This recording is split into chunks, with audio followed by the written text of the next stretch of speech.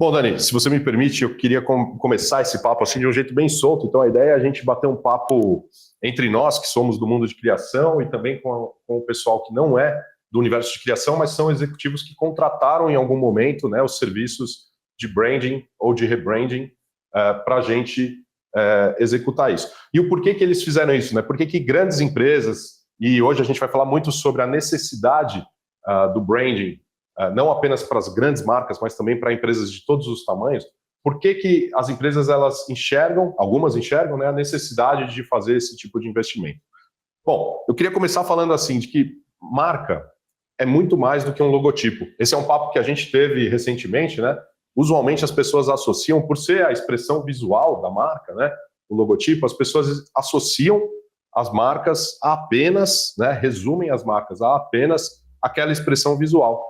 E quando a gente entende o poder de uma gestão de marca bem feita, a gente começa a entender o porquê que algumas marcas investem tanto em fazer esse trabalho de gestão. Você é um cara que, assim, você é designer, né? Você é publicitário, designer de formação, hoje é diretor criativo da agência que você fundou há mais de 16 anos, mas você, quando a gente teve as primeiras conversas assim, você mostrou uma linha de raciocínio muito parecida com essa que eu tenho também há 10 anos, que é isso, assim, né? O que você tem para dizer sobre isso? Quando você vai criar uma expressão visual com o seu time, você se apoia em todo esse conceito. Não, é muito interessante, pessoal. É muito interessante, Vitor, que quando a gente está iniciando ali o processo criativo, né, para o desenvolvimento de um branding, para uma marca nova, ou um rebranding para uma empresa já existente, a gente costuma perguntar para os nossos clientes, né, quais marcas eles admiram, né? E 85% das pessoas falam assim, Apple. E eles, às vezes a associação não é tão fácil de entender que a Apple ela é tão admirada por tanta gente hoje, porque eles fazem um trabalho de branding de anos. Uhum. É um trabalho que é minucioso nesse sentido, para que eles se tornem realmente uma marca que é muito lembrada, quase que no inconsciente coletivo ali das pessoas. E isso é interessante porque a gente vai entendendo que branding realmente não é só um logo, não é só aquela identidade visual, não é só a maneira com que você tem, sei lá, uma embalagem ou algo do tipo. É muito mais que isso, é muito mais para o lado de uma conversa, é muito mais para o lado de uma essência, um posicionamento estratégico, é a maneira que a gente fala nas redes sociais, é a maneira que a gente apresenta nosso produto, é a maneira que tudo isso converge para que a gente tenha um branding eficaz, tudo isso converge para que a gente traga resultado mediante ao branding. Né? Muito interessante, cara. Você trouxe um exemplo que me lembrou agora uma questão que a gente, inclusive, trabalhou juntos em um dos trabalhos que a gente fez de branding, que é o ponto inicial para você fazer uma construção de uma personalidade de marca, é aquela marca olhar para dentro e entender o porquê ela existe no mundo, né? Existe até um conceito de um autor britânico que se chama Simon Sinek. Quem quiser, inclusive, manda aí no chat, né? Depois o pessoal da nossa equipe pode pegar as requisições, a gente manda o vídeo, manda os estudos dele, que ele tem um conceito que se chama Golden Circle, né? Que você começa a entender o que você faz a partir do porquê e não do o quê. Ele diz o seguinte: muitas empresas, muitas marcas, muitas empresas sabem o que elas fazem. Algumas empresas sabem como elas fazem. Não são todas, mas algumas sabem como elas fazem o que elas fazem. E raríssimas empresas, e usualmente as que têm muito sucesso, sabem o porquê elas fazem o que elas fazem, né?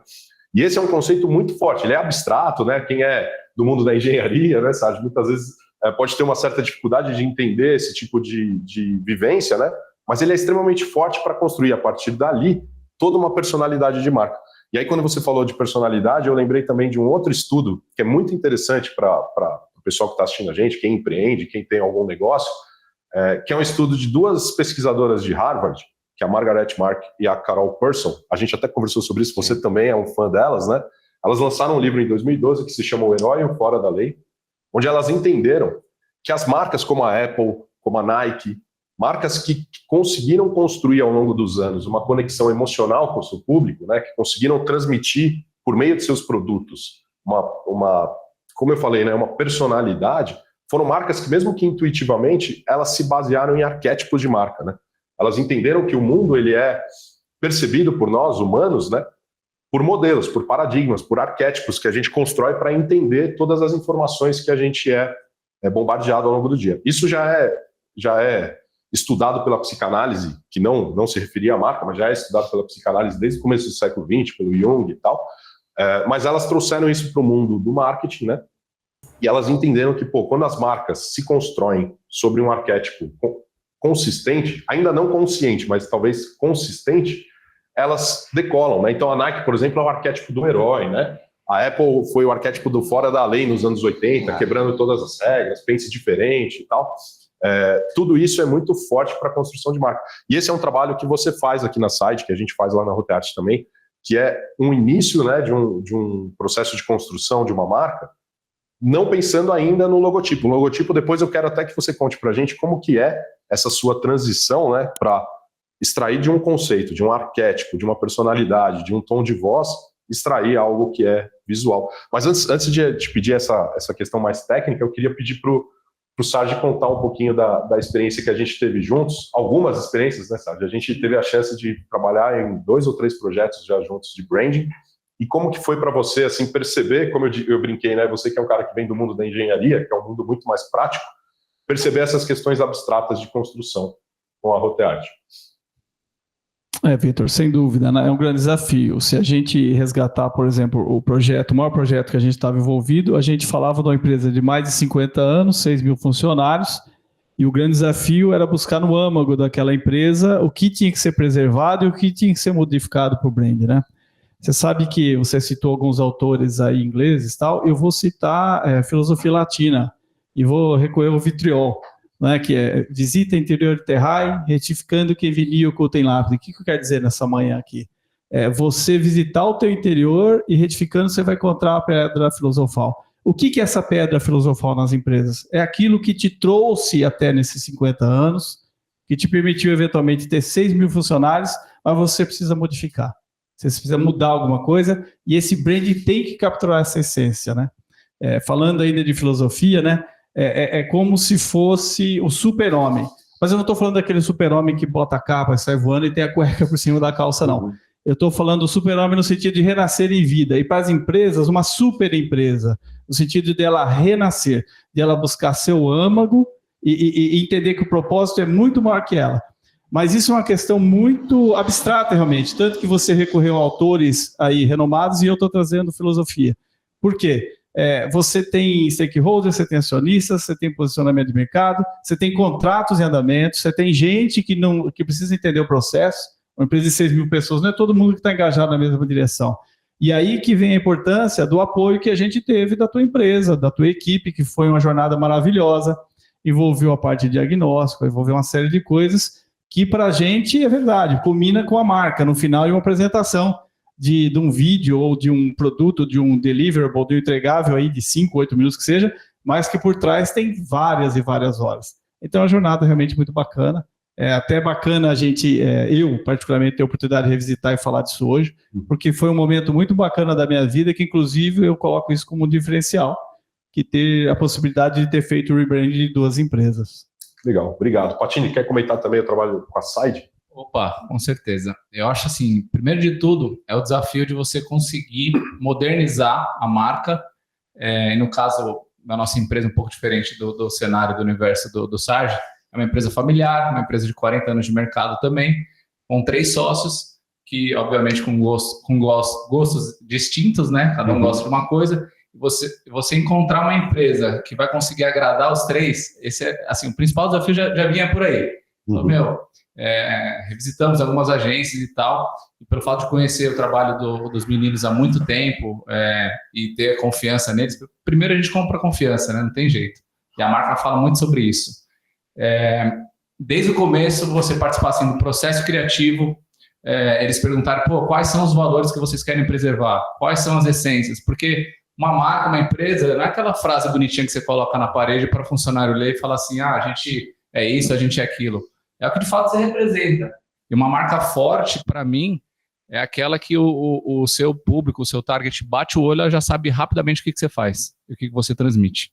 Então, para a gente participar desde o início, o Dani na criação mostrando, a gente vai preservar, depois não sei se vocês vão colocar imagens aqui, mas para a gente ficou muito legal esse rebranding, porque conseguiu agradar os 3, né, os 3 sócios, representou o que de fato que a gente faz, que é acima de tudo confiança, né? A gente trabalha com seguro a pessoa não compra se ela não confiar, assim como outros produtos, né, no ramo de construção também, ninguém vai contratar uma empresa se ele não confia nela.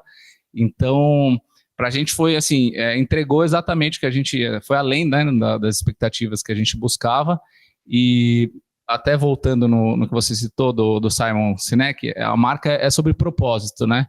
Porque é muito diferente você chegar falando para uma pessoa, não estou falando nem de empresa, nem de querer vender um produto ou serviço, mas nas nossas relações interpessoais, você chegar para uma conversa de bar, enfim, no almoço, você chegar falando o que você faz.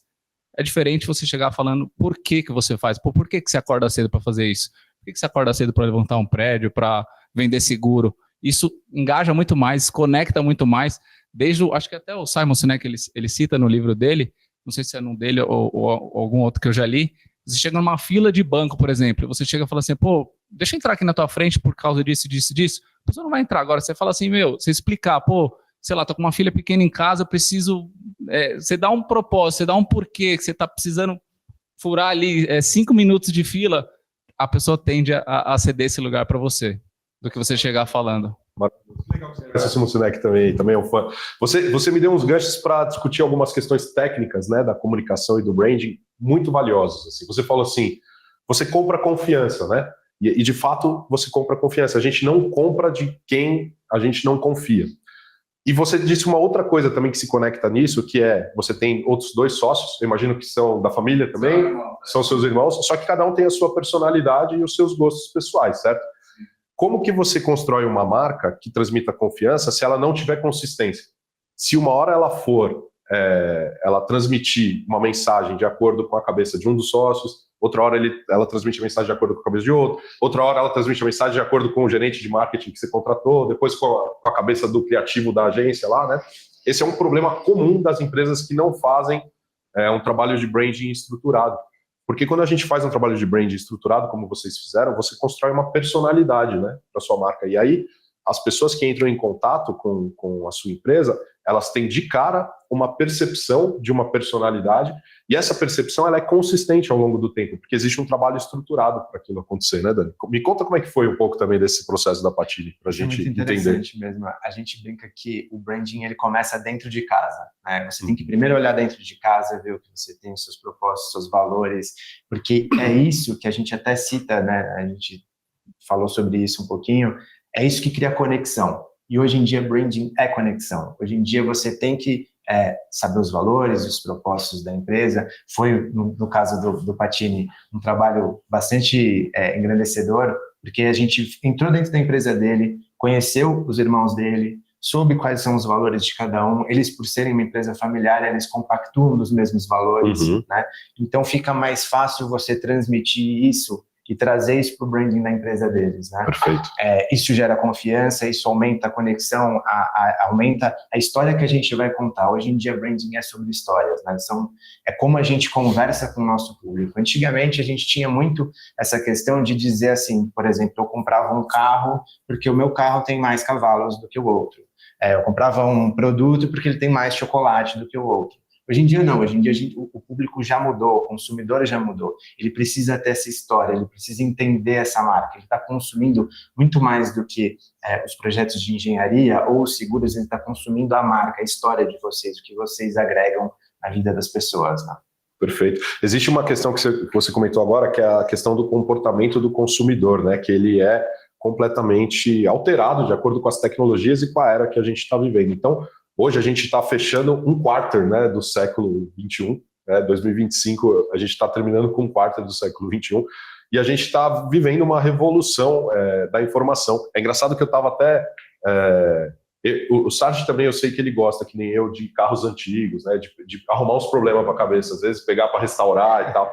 E eu entrei com meu filho num carro antigo que eu comprei agora para restaurar, e ele olhou a telinha do carro, e ele falou, nossa, pai, é só uma telinha assim, bem pequenininha, que vem mínimas informações, né, de computador de bordo. Ele falou, nossa, pai, a tela é muito pequena, né, só mostra aqui a autonomia de combustível e tal.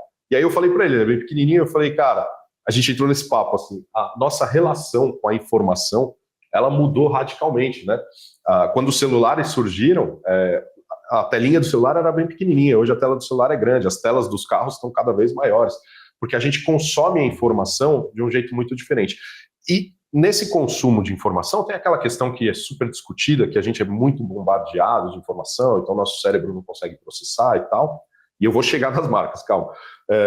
Nesse nosso consumo de informação existe uma questão que se chama fator subjetivo de critério, né? Que é aquela questão humana da gente bater o olho em alguma coisa e já criar um conceito sobre aquilo. Isso é, inclusive, perigoso porque é a origem do preconceito, né? Em todas as esferas dele. Mas é uma questão do cérebro humano que foi desenvolvido no nosso cérebro primitivo, até para a nossa sobrevivência e tal, e a gente tem isso. Hoje, quando a gente é bombardeado de informações em ambiente digital, a questão visual é extremamente importante, né? E aí é o desafio que eu vou trazer para você, de você tentar explicar essa tradução de todo esse conceito, desse branding de dentro para fora, dessa filosofia que o Sérgio trouxe, que foi maravilhosa, do vitriol, tudo isso que a gente extrai de uma família que tem um negócio há 40 anos, né? Uma história super bonita e tal, e aí você tem que transformar isso num logotipo, né? Numa expressão visual que a pessoa vai bater o olho ali, rolando o feed do Instagram, e ela vai ter uma sensação, né? Quando ela olhar para aquelas cores, para aquela imagem, para aquele símbolo e tudo mais. Como que é esse seu trabalho criativo, Dani? Como que é esse processo? Até para a gente entregar um valor para a galera que está assistindo a gente, assim, como que essas pessoas podem fazer esse processo dentro das empresas dela? O que é relevante? Legal. Eu acho que inicialmente é o diagnóstico da empresa, como a gente já comentou aqui, né? Percepção de valor, objetivos, saber o que a empresa entrega de fato, porque o branding ele tem que ser verdadeiro, né? Não adianta a gente criar, o Felipe falou um pouco sobre isso, não adianta a gente ter uma imagem muito bonita, mas na hora da entrega também a entrega não condizer ali. Uhum. Mas a gente primeiro parte desse diagnóstico, partindo desse diagnóstico a gente começa a traduzir esses valores em pequenas expressões, traduzir em algumas palavras-chave, traduzir em que paleta de cores conversa com tudo isso, para que a gente possa, de fato, reunir todas essas informações, aterrissar essas informações, um desafio muito grande que a gente tem hoje falando criativamente, né? Com a velocidade da informação, a gente tem acesso a logotipos que provavelmente a gente não veria na nossa vida. Hoje a gente tem acesso na palma da nossa mão. Então, como a gente cria um logotipo único? Como a gente cria um logotipo, um logo, né? Um ícone, um símbolo que seja memorável, que tenha conexão, que tenha valor, que transmita isso para os consumidores daquela marca, né? Eu acho que esse é o nosso principal desafio. A gente usa muito de semiótica, a gente usa muito de bagagem que a gente constrói fora do trabalho, fora do design, fora do marketing, bagagem do que a gente vê, do que a gente sente, e tem um pouquinho da sensibilidade também. A gente olhar todos aqueles valores e falar, tá, beleza, como é que esse público vai entender essa marca? Como é que esse público vai absorver, consumir? E o principal motivo disso tudo a gente precisa hoje ter fãs das nossas marcas. A gente não precisa mais... Comunidades, exatamente. Aquela ideia de só ter o consumidor ali, o cara que eu vou vender um produto e ele vai consumir o produto, gostando ou não, e ele vai embora, ela é uma visão muito ultrapassada. Hoje a gente precisa absorver fãs nas nossas marcas, né? Acho que esse é o principal. Fantástico, né? Cara, você falou de semiótica, né? Uma vez eu escutei uma palestra de um cara falando de semiótica, enfim, de símbolos, e ele falou uma coisa que eu nunca esqueci. Ele disse assim, os símbolos, eles são polissêmicos. Cada pessoa vai olhar para um símbolo e vai ter a sua interpretação daquele símbolo com uma junção da minha bagagem cultural, né, do que eu entendo daquele símbolo, mais o que, de fato, o designer colocou naquele símbolo. Isso só vai ter uma construção positiva se for devidamente gerenciado para isso, né? Então, esse é o estado da arte do designer, né? Não é só o símbolo ser bonito, é o que você disse, você tem que trazer uma série de uma bagagem, né, de fora do mundo da agência, do marketing, que você vai colocar significados dentro de um símbolo, ao mesmo tempo que as pessoas que olharem para aquele símbolo vão ter as interpretações dela, ao mesmo tempo que tudo isso vai se conectar numa história que tem que ser consistente, ela tem que ser, é o que você disse, não adianta eu querer desenhar algo aqui que não conecta, de fato, com o produto, com o serviço, com a jornada, com a história da empresa. Empresas que têm história, né, que têm jornadas como a de vocês, elas precisam executar esse tipo de trabalho para expressar corretamente toda essa grandeza. Só que aí eu já pego um gancho para algo que eu acho extremamente relevante. A gente trabalha... A Side, ela trabalha com as marcas, talvez as marcas mais relevantes do Brasil, assim, né? Você pode até mencionar assim, marcas que vocês trabalham, que vocês são responsáveis muitas vezes por fazer a comunicação dessas marcas. A Hotart já tem a característica de trabalhar com empresas menores, né, negócios médios e tal. E o que eu enxergo, cara, e aí é algo que a gente já conversou bastante nos bastidores, é a necessidade do pequeno empreendedor, dos negócios pequenos, olhar, de fato, para essas melhores práticas, né, para esse estado de excelência que as grandes marcas têm a oportunidade e já vem fazendo isso há muito tempo, e implementar essas técnicas também para a comunicação dos seus produtos. Porque a palavra marca, né, a origem da palavra marca é uma origem germânica, nórdica, né, tanto marca, do inglês, marca, mark, como brand, né. Os dois significam, branding vem de queimar, e marca vem ou é o contrário, marca vem de queimar, né, e brand vem de delimitar, de limites e de sinal. Ou seja, as duas coisas mostram que, assim, o sinal, a mensagem que você passa para o mundo é extremamente relevante. Não importa o tamanho desse seu mundo de influência, né? Talvez uma marca como a Lindt tenha um mundo de influência que vocês trabalharam enorme, né? Gigantesco, a Vivo, né? Enfim. Talvez uma marca menor, de uma empresa que atua localmente, tenha um mundo de influência, né, ali limitado. Porém, o sinal que se transmite para esse mundo de influência e de consumo, ele é extremamente relevante nisso que você está falando, né? E aí a importância de você traduzir todo esse processo de branding em um símbolo. Vamos falar um pouco de como que é esse processo, e eu vou até pedir licença para vocês, enquanto vocês vão batendo papo, eu vou dar uma olhadinha que o pessoal da nossa equipe, inclusive quem quiser, quem estiver aí assistindo a gente online e quiser mandar dúvida, mandar comentários, sugestões, enfim, fique à vontade, o pessoal da minha equipe vai me mandar aqui no meu celular, e aí enquanto vocês vão batendo um papo sobre isso que eu falei, da diferença de grandes empresas para pequenas empresas, até eu queria ouvir o que vocês enxergam sobre isso, eu vou dar uma olhada aqui o que vai chegando para a gente. Pode ser, Dani? Pode, claro. É muito interessante isso que você falou, Vitor, porque hoje o pequeno e médio empreendedor, ele já entendeu que branding não é uma coisa de empresa grande, né? Não é uma coisa só para Coca-Cola, só para uma empresa multimilionária e tudo mais, né? O branding, ele passa desde a maneira que você conversa, da maneira você citou a Lindt, né? Um dos maiores pontos do branding da Lindt são o produto deles ser uma bolinha vermelha que todo mundo lembra, e foi trabalhado um branding exaustivo em cima disso, para que as pessoas tenham marcada na cabeça delas a bolinha vermelha da Lindt. Então, às vezes é o invólucro do seu produto, é a embalagem do seu produto que vai fazer com que o seu branding seja eficaz. Então, não é só a questão de ter um logo bonito, o pequeno empreendedor, o médio empreendedor, ele ainda acaba caindo um pouquinho nessa questão de querer resumir tudo isso dentro de um logotipo que vai passar rápido, que tem que transmitir uma informação muito concisa para o público dele, né? E às vezes o branding eficaz não é isso, ele é muito mais o que está em volta daquela marca também, então isso precisa de uma sensibilidade para ter esse diagnóstico correto. O que vocês pensam sobre isso, Felipe? A gente é menor aí, né? Estamos com hoje 50 funcionários. De novo, empresa familiar, foi fundada pelo meu pai, já está na segunda geração. Então, um outro desafio muito importante também que eu esqueci de citar aqui, o apego emocional. O apego emocional ao logo tradicional, ao logo inicial, porque quando a gente fez esse rebranding, o logo era o mesmo logo há 40 anos. Sim, uma coisa assim? Exato. Então, nunca na história havia tido uma mini reformulação, era aquele logo e ponto, era tradicional. E eu sou da área de comunicação, né, na área de publicidade, eu sentia aquela vontade, mas, putz, eu falava, era razão contra emoção ali, eu falei, sabia que precisava reformular, ao mesmo tempo que fazendo o tal do benchmark, né, olhando assim as grandes empresas, Apple e tudo mais, eu não queria algo tão simples, assim, porque não que o logo foi ficando simples, na minha concepção, o logo ele foi ficando minimalista, né? Se você pega logos mais antigos, tinham várias informações, vários apelos visuais e tudo mais.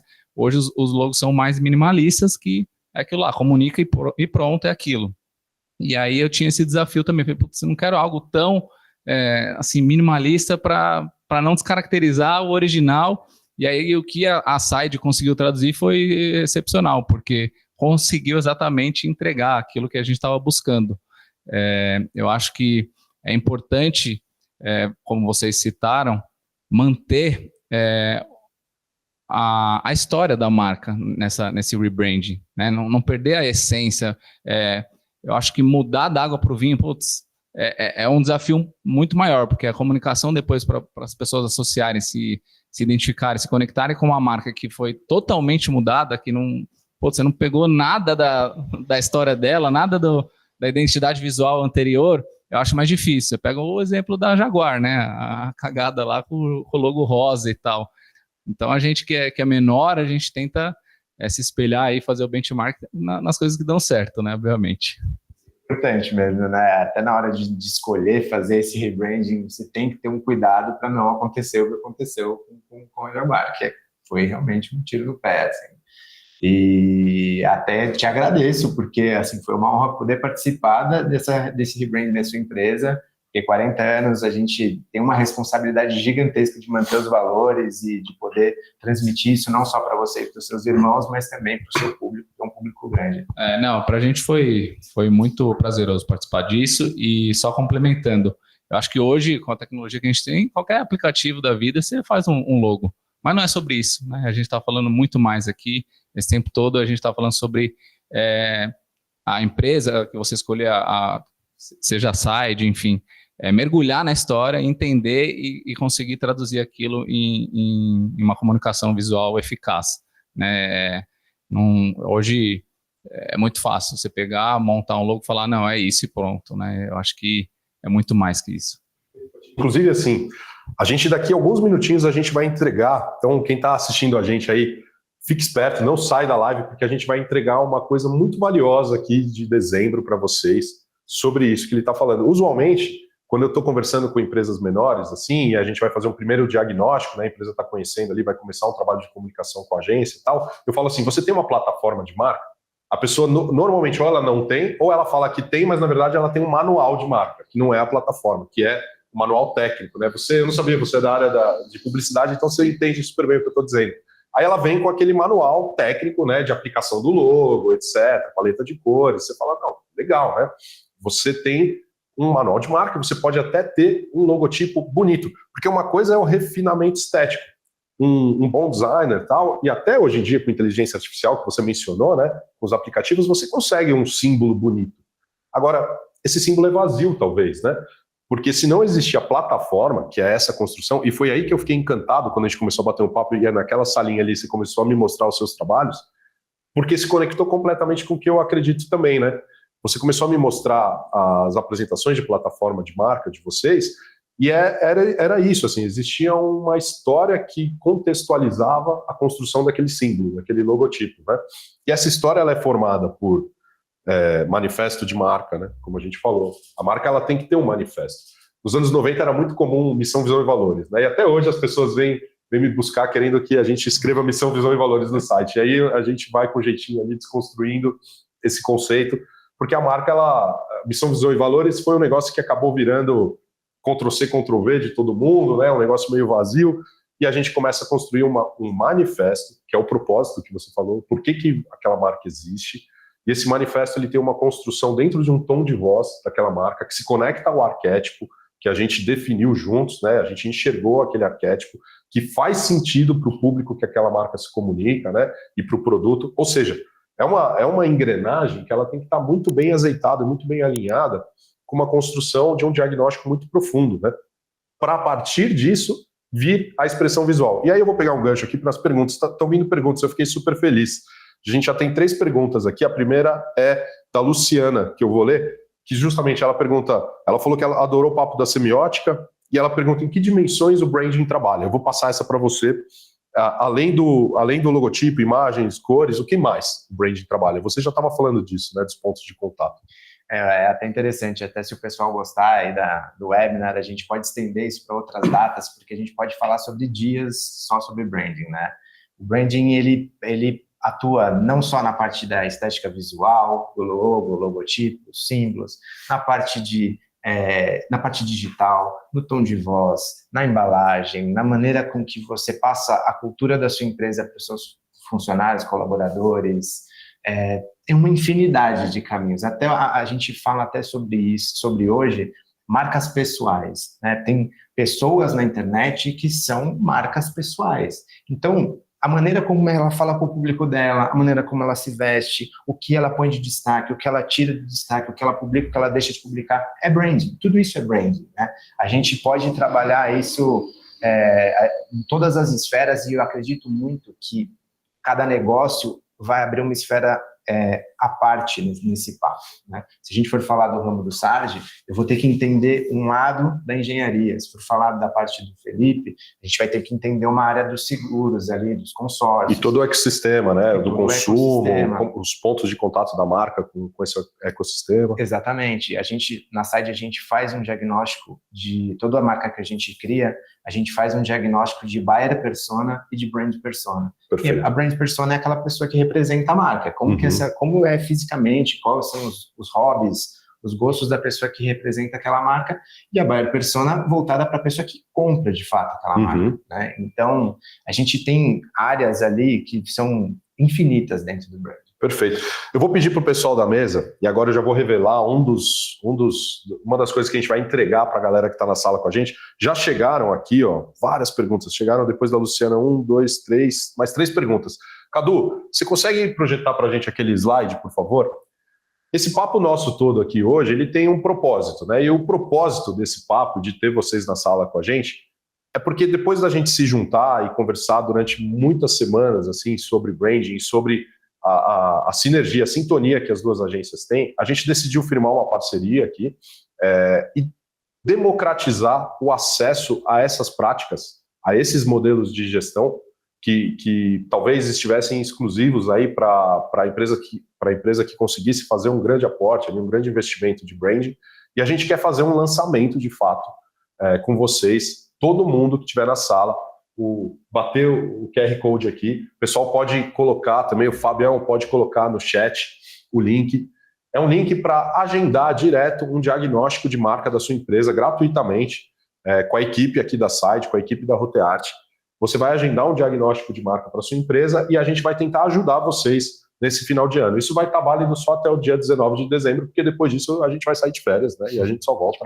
A gente só volta ano que vem. Então, até o dia 19 de dezembro, quem conseguir marcar, tem algumas janelas ali disponíveis na minha agenda, do pessoal da Side e tal, para a gente bater um papo 1 a 1 mesmo e fazer um diagnóstico da marca de vocês e tentando, de fato, democratizar esse acesso a essas informações todas, porque não dá para a gente falar tudo aqui em 1 hora. Fiquem à vontade, então, para marcar essa reunião, vai ser um prazer conhecer vocês. Eu vou para a pergunta da Fabiana. Fabiana, ela falou que está amando essa explicação, agradeço demais, e ela disse que a gente tem que se adaptar às alterações da sociedade para atingir um público maior. Na verdade, não é uma pergunta, é um elogio. Obrigado, viu, Fabiana, de coração. Interessante isso que a Fabiana falou, né? Até uma questão... Adaptar a era, né? Hoje a gente consome conteúdo tão rápido que as marcas elas já têm se comportado com versões diferentes de marcas para cada meio que elas estão inseridas. Por exemplo, você tem um logo completo, você tem uma redução desse logo, você tem um ícone para uma rede social e você tem quase que um favicon ali para o seu site. Isso tudo é branding, isso tudo tem que ser pensado com estratégia para que essas pontas não se soltem e não se percam no meio do caminho. Isso é muito interessante. Muito. Cara, você falou, eu lembrei aqui até de 2 bancos brasileiros, assim, que eles vão se reduzindo, que se você bater o olho na cor, você já sabe de qual marca você está falando, né? Se for laranja, você sabe que é o bancão, se for roxo, você sabe que é a inovação ali, né?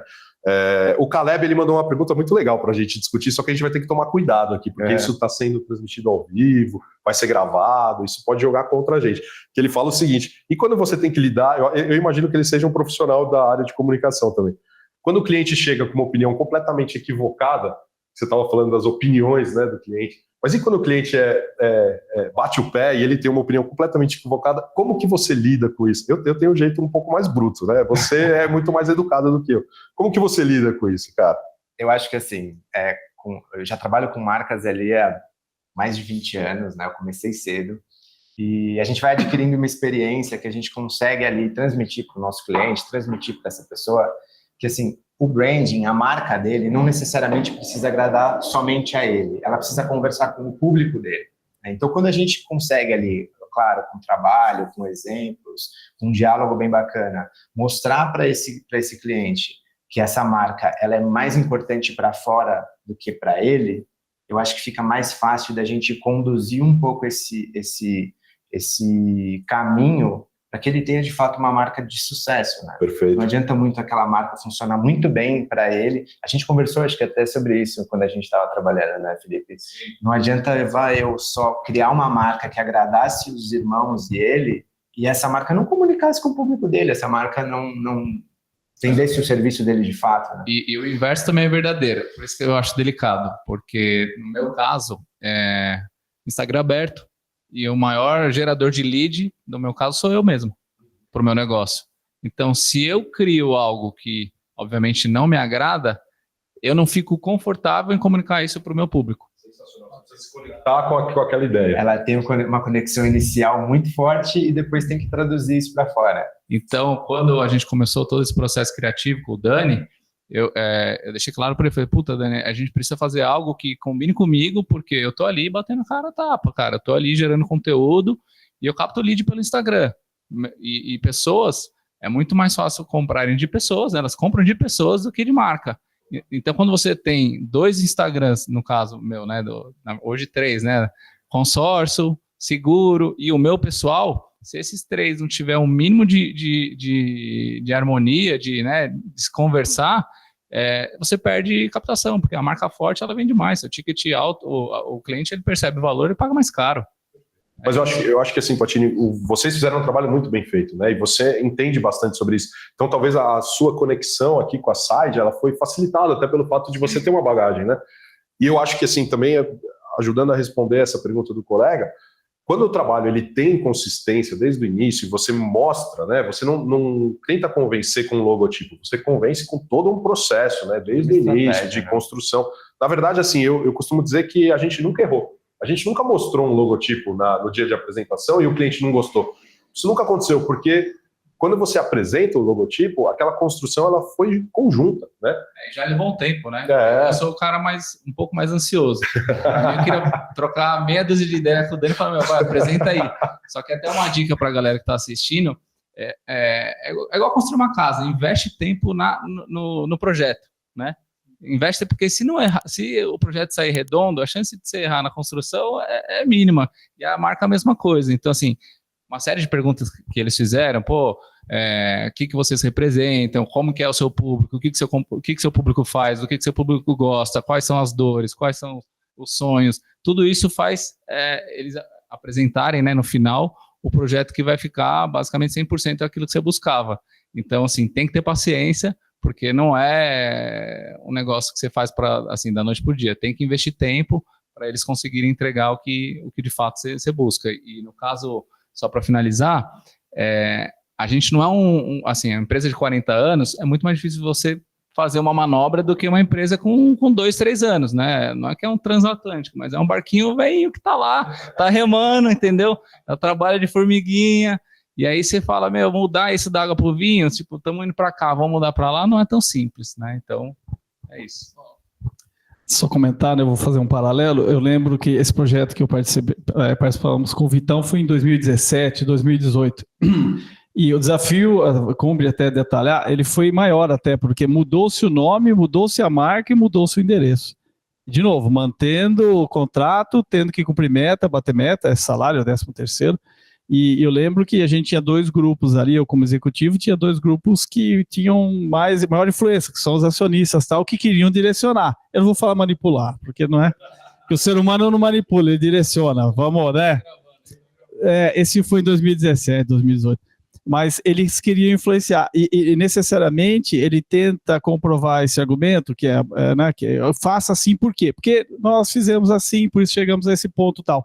Mas lembra quando eu falei, você tem que visitar lá no teu âmago aquilo que você tem de essência, porque é uma dificuldade muito grande transferir de uma empresa que tem um nome já conhecido, com outro nome, com outra marca, com outro endereço, e engajar todo mundo. E aí esse acionista ou esse investidor vem dizer, não, mas tem que fazer assim porque é assim que deu certo. Tá, mas o que deu errado? Nós vamos resgatar para a nova marca também? Obviamente que não, ninguém quer fazer isso. Absolutamente ninguém quer fazer isso. A oportunidade de trazer e fazer uma nova empresa é justamente para usar aqueles aprendizados que eu falei mais cedo lá, buscar o interior naquele seu âmbito e desenvolver isso daí. E o Vitão, né, a empresa dele, ele teve uma grande habilidade para converter tudo isso. E dando um passo atrás, inclusive, foi aberta uma concorrência. E como é que você faz a concorrência de um trabalho que é intangível, que é imaterial? Vamos lá, a gente vai, no ramo de construção, você vai fazer uma concorrência, você faz equalização de fornecedores de aço, de concreto, de alvenaria, de bloco, de esquadrias, de vidro e assim por diante. E um trabalho individual, como é que você faz? E eu recordo que um dos motivos, né, é uma concorrência, um dos motivos da empresa do Vitor ter vencido, Felipe, é que durante os bate-papos, porque para você fazer, você não manda uma proposta, você conversa para depois mandar uma proposta, é que o Vitor falou não algumas vezes na reunião. E a gente percebeu que isso era importante para o negócio. Por quê? Porque se fosse para bater o carimbo no que um queria ou que o outro queria, tinham mais investidores, mas eu estou concentrando em 2 que tinham mais ação, poder de ação, você só ia ratificar o que tinha sido feito no passado. E por isso foi um grande sucesso. Eu concordo quando ele diz, quando publicou e saiu o resultado, teve aprovação, mas não teve unanimidade. Não teve unanimidade. E aí, como é que você convive com isso? É importante não ter unanimidade, inclusive, porque, olha só, a marca não é da porta para dentro. Essa empresa ela teve muito sucesso porque valorizava os colaboradores. Eu até comento, o ativo mais importante que a gente tinha lá não era nem a marca. Talvez o facilitador para você, mas não era nem a marca. Era as pessoas que subiam e desciam todos os dias os elevadores e trabalhavam com a gente. O pessoal que passava pelas catracas ou tapumes de obra, entrava e saía e entregava o seu valor. E esse mote, esse diferencial que vocês resgataram com ferramentas de marketing, arquétipo, persona, algumas coisas, que envolveu todo mundo. Então, respondendo nessa questão, o embate sempre aconteceu, foi técnico. E quando ele é técnico, ele dissocia de opinião. Eu tenho opinião, mas eu sou engenheiro, sou executivo, tenho MBA na área de gestão, aprendi uma coisa de marketing, mas eu não sou especialista. Eu, quando tenho dor de dente, eu não vou no mecânico. Não deveria, né? Antigamente ia no barbeiro, né? Que o barbeiro cuidava do dente e da barba. Não, mas eu vou no dentista. Se eu preciso de uma ação técnica, o Vitor concorreu com várias agências em nível nacional, até uma internacional. Mas ele venceu porque ele soube falar não. Então, acho que de vez em quando tem que falar não. Se você tem dor de dente, você vai ter que falar não, porque é o jeito de intervir. O veículo vai falar não para intervir, para o veículo ficar em olha. Eu acho que tem que saber falar não, né? Tem um jeito mais bruto e tal, mas eu acho que é muito isso, assim, né? A agência, quando ela está... O profissional, quando ele está embasado em processos, em conceitos que ele realmente domina, obviamente que com educação e tal, ele pode direcionar o processo para onde ele quiser. Você falou sobre essa questão emocional, e eu me lembrei agora também, você contando. Aliás, eu não sabia que concorri com gente internacional, eu devia ter cobrado mais caro. Agora que você falou, eu acho que eu cobrei barato. Mas só comentar que as empresas, no meu conceito, não fecham nem o maior nem o menor. Porque geralmente então, concorrência é o menor preço. No meio, não, então. Claro, no ramo de construção, se você tem a mesma qualidade, você compra o menor preço. Mas lá a gente queria o melhor. Melhor era gostei, obrigado. Escopo, preço, condição de pagamento e os entregáveis. Você sabe que o Patini falou, né, da questão emocional com a marca. E eu tive a chance de entrevistar um dos fundadores dessa marca. E um dia numa sala, eu e o cara, foi assim, um dia bem marcante na minha carreira. E esse cara chorou. Se emocionou. Pensa numa empresa de 50 anos, de 6 mil funcionários, famosa pra caramba. E o cara contando a história da empresa. E ali eu percebi a responsabilidade que a gente tinha de transformar aquele logo e aquele nome. A gente mudou o nome, né, da empresa. A gente mudou o nome, o logotipo. Então é interessante o que o Sérgio falou de você ter falado nãos, né? Vários nãos. Eu brinco que quando você tá uma empresa maturada já, uma empresa que sabe o que quer, sabe qual o perfil do cliente ideal, o não é libertador. O não, ele te liberta de uma tal forma que para tudo, né? Então, quando você não precisa pegar o trabalho dele para fazer o negócio para agradar ele. Você, obviamente, né, vai ter que agradar, mas tem que ir de acordo com as suas premissas, com o que você acredita, com o que você sabe que vai dar certo. E aí você teve peito para falar não. Isso é interessante. Obrigado. Eu não vou deixar de falar, é uma questão de convencimento dos acionistas ou do fundador, melhor dizendo, entender que a empresa é muito maior que ele.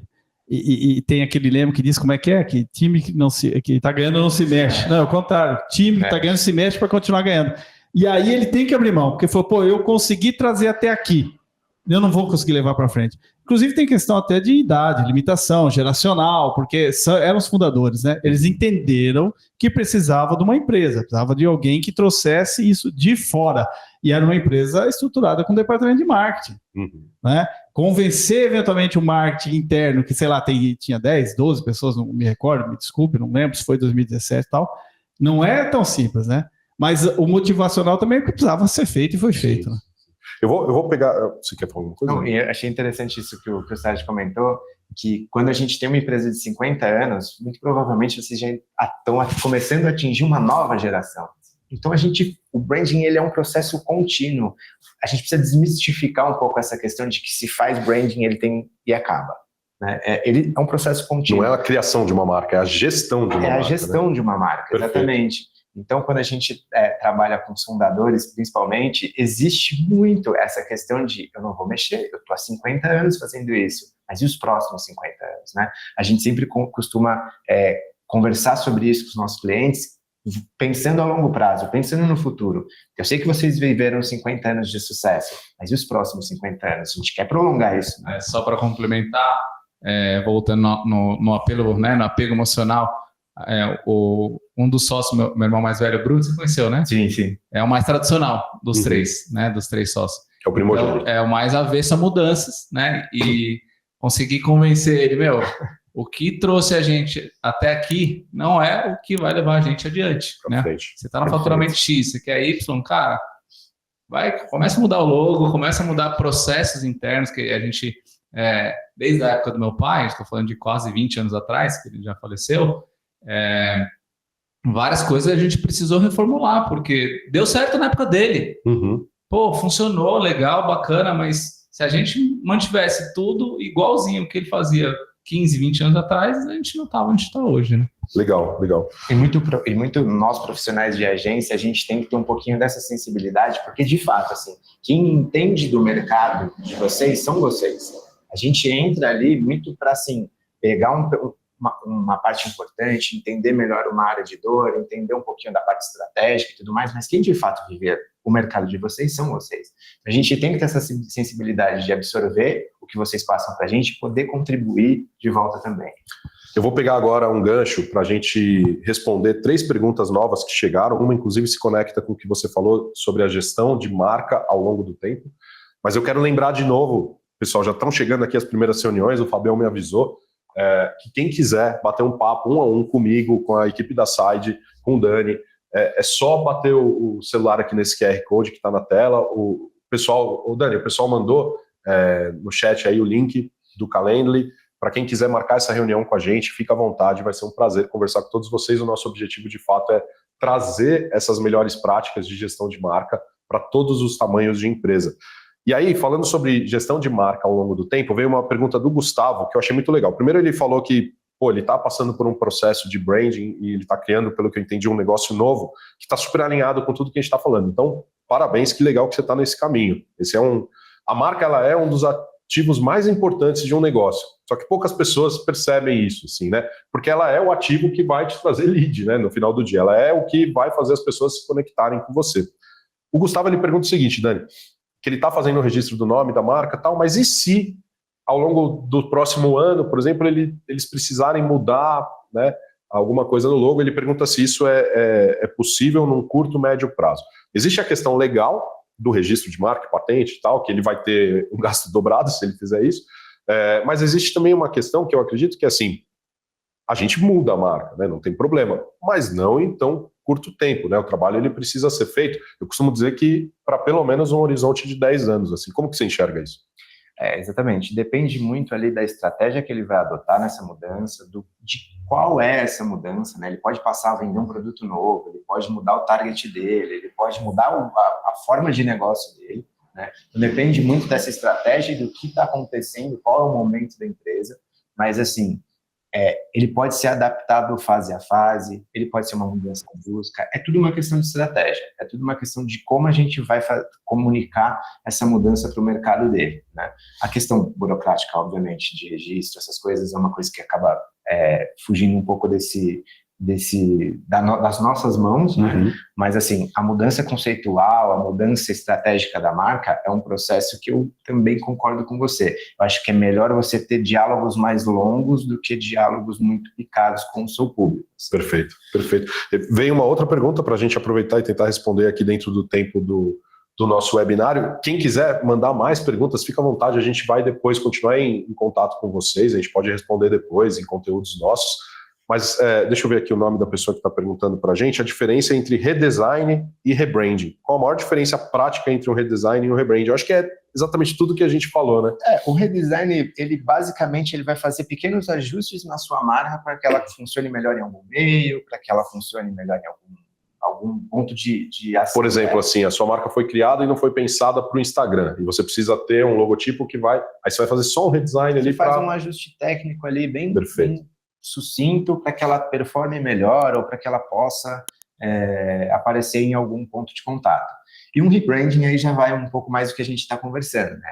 Vai desde a essência, vai ver se a gente vai passar pelo diagnóstico, vai ver se mudaram alguns dos valores, alguns dos objetivos, a gente passa a começar essa história toda novamente, para que a gente adapte o momento da empresa e não só uma sutileza ali técnica.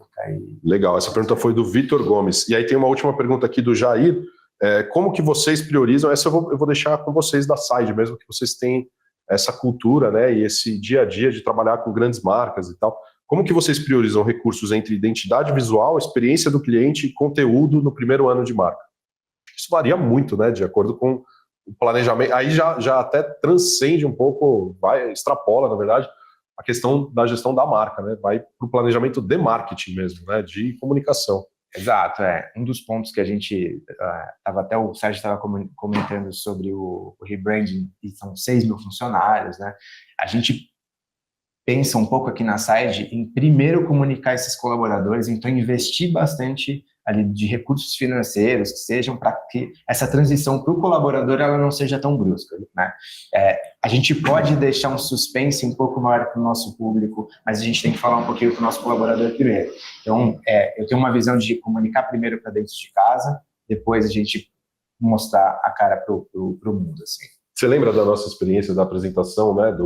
Inclusive tinham pessoas em outros escritórios e tal, quando a gente apresentou a nova marca, e foi uma coisa que também me impactou muito naquela jornada, a emoção de muitos funcionários que estavam há 20, 30 anos, né, trabalhando, e como eles se emocionaram ao receber o resultado do trabalho de rebranding. Não, é verdade, tem até a questão logística, porque a sede é aqui em São Paulo, mas a gente tinha, em 2017, 2018, a empresa tinha operações no Rio de Janeiro, então tem questão cultural também e tal, né? Todo mundo imbuído e empenhado pelo resultado, mas só que tem questão cultural. E foi muito bacana, eu lembro que nos seminários que foram feitos, né, existiam dinâmicas de grupo, esse tipo de coisa. E aí entra em qualquer desafio para a empresa, porque você está o estagiário, está o diretor, está o cara operacional, mais antigo, mais novo, né? E o pessoal queria entender o que está acontecendo, né? E realmente foi o Vitor seguiu esse caminho também. Foi feito engajamento interno primeiro, sintonizar corações e mentes para aquele propósito, né? Porque é o que você disse mais cedo, Felipe, é um grande transatlântico que precisa virar, mas é necessário virar e tem data definida. E a gente trabalhou muito bem, isso foi um projeto de muito sucesso. Eu acredito que é por isso que hoje eu estou contribuindo trazendo essa informação aqui, eu acho que entrou para a tua história, para o meu currículo também, mas é isso, foi um negócio muito bacana porque foi baseado em processo, método, esse tipo de coisa. E é isso que a gente quer trazer, né? Toda essa metodologia, toda essa gestão de marca para qualquer tamanho de empresa. Por isso que eu convido de novo, antes da gente encerrar, a galera, quem quiser marcar um papo com a gente aqui, comigo e com o Dani, para a gente, em meia horinha, fazer um diagnóstico, entender os pontos fortes e fracos da sua marca, entender se você tem um manual de marca ou uma plataforma, se você está no caminho certo. Vai ser um prazerzão até o dia 19, depois a gente vai sair de férias. Marquem essa reunião conosco, vai ser um prazer conversar com vocês. Já caminhando para o nosso encerramento, Felipe, se você quiser fazer, por favor, né, comunicar para as pessoas sobre o seu negócio, deixar umas últimas palavras aí, fica à vontade. Eu queria agradecer o convite de novo, foi engrandecedor estar aqui do lado do Sérgio, do Vitor, do Dani, pessoal no backstage aí. Espero ter contribuído e agregado de alguma forma, que eu posso dar de dica, como já indiquei, alguns clientes que fizeram marca nova, rebranding com o pessoal aqui da Side. Acho que essa parceria de vocês já é sucesso, porque não vai ser o primeiro nem o último bate-papo esse aqui, né? Então, acho que vai ter mais outras que vocês vão fazer com outras pessoas, contando histórias, que eu acho que é sobre isso. E o que precisar, a gente está aqui para contribuir. Confio de olhos fechados. Quem estiver assistindo aí, marca esse bate-papo, acho que vale a pena. Tá numa época boa, né? Finalzinho de ano, para começar o ano que vem, já de marca nova, de rebranding feito. Só para finalizar, vocês comentaram de colaborador, né? Quando a gente fez a alteração, né, o rebranding, parece que é engraçado, deu um gás a mais, parece que na equipe, é sangue novo, tipo assim, é um negócio, não dá para explicar. Com a cultura, né? A galera gostou bastante, né? Conversou com eles e tudo mais, fizemos uma apresentação, deu um gás legal. E volto a falar, uma marca forte, ela vende mais, ela aumenta o ticket, enfim, ela se posiciona melhor, posicionamento estratégico, o cliente percebe o valor, e o que não percebe é aquele que você vai falar não, e o não é libertador. Então, quando você sabe o que você quer, o cliente que você quer atingir, a sua marca vai conversar com ele, você vai vender mais. Muito legal. Bom, obrigado aí nessa manhã. Eu recordo com alegria que é um projeto que a empresa do Vitor, o Vitor participou com a gente há 10 anos, e é muito bacana revisitar tudo isso, né? E diferente de vocês, a construção a gente não para final de ano, né? Dica aí, quem trabalha com construção, a gente não para. E é isso, né? O pessoal engajado e tal, e foi um gás mesmo, Felipe, você tem razão. Aquilo até a produtividade, avaliações, a gente prestava serviço, as avaliações da operação do dia a dia melhoraram, né? E foi um gás que foi necessário também, agradeço. Cara, eu como testemunho trago, esses caras são feras, né? É engraçado que na vida a gente vai trabalhando, aí gera às vezes aproximação, coleguismo e amizade, a gente é amigo desde então, né? O Vitor é praticante de arte marcial também. E é isso, agradecer vocês, espero ter contribuído com alguma coisa aí. E assina embaixo, obviamente esses caras são feras, tá? Obrigado, viu? Muito obrigado ao Sardi e ao Patini por terem aceitado, por terem dado o depoimento de vocês com tanta gentileza. A gente é muito grato por vocês terem estado aqui com a gente nesse bate-papo. Espero que a gente tenha outros, como você disse. Dani, brigadão pelo convite, cara. Eu adorei estar aqui nessa casa maravilhosa, que eu já sinto que é a minha casa também. Obrigado por essa parceria. Espero que a gente consiga contribuir muito aí com muitas empresas a partir de agora. Valeu. Com certeza, Vitor. Eu agradeço você, o Sardi, o Felipe, pela presença aí hoje. É muito gostoso falar de marcas, eu sou um apaixonado por marcas, então para mim fica muito prazeroso bater esse papo aqui com vocês e trabalhar com isso, ver esses resultados práticos nas empresas, o que isso reverbera dentro das companhias, é muito interessante, muito legal, e vocês podem contar com a gente. Por fim, então, muito obrigado a todo mundo que esteve com a gente aqui na sala hoje, todo mundo que se inscreveu. A gente vai continuar em contato, vai continuar se comunicando. Tenham todos um excelente fim de ano. Espero vê-los numa reunião 1 a 1, cada um de vocês que está aqui. Valeu, pessoal. Bom dia a todos.